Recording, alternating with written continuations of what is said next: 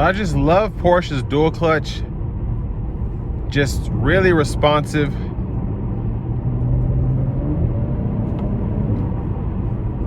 And really fun. That's really the only way to describe it.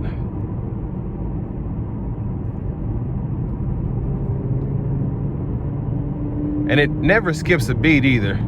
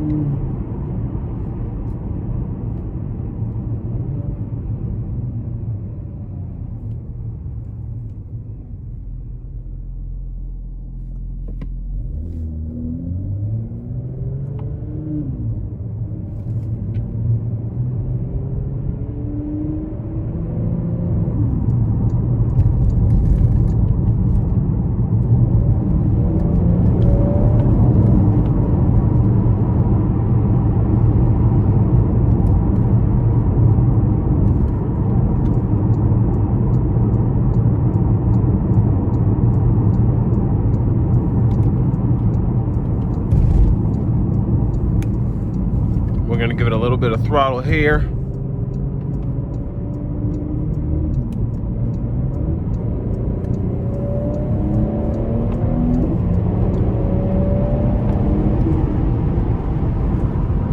And even pushing this large car, this Turbo V6 does a really good job at accelerating. So very impressed there.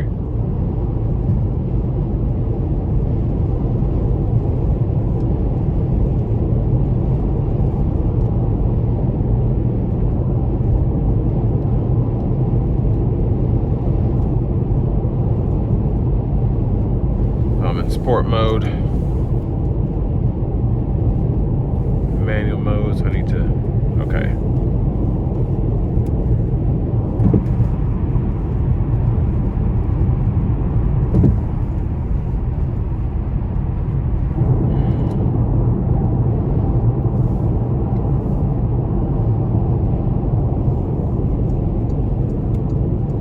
I couldn't get the cruise to work there.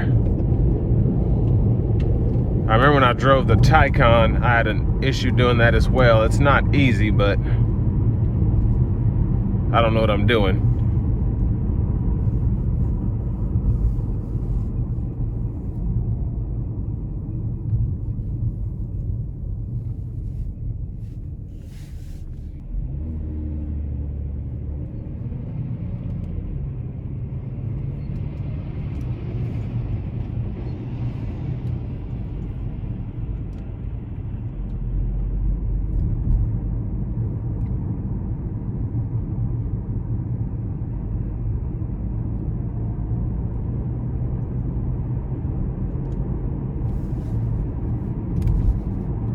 Okay, so I've got the cruise working now. You have to push it back to increase and to set it.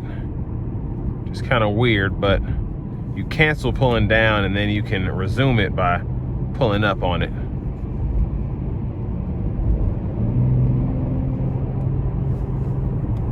So there's the cruise control.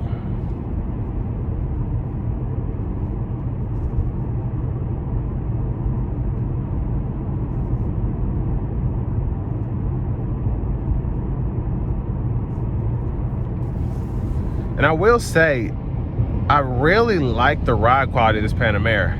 You expect it to be sportier, but in the normal mode, it's really comfortable. Ride quality is good. Of course, the seats hold up good.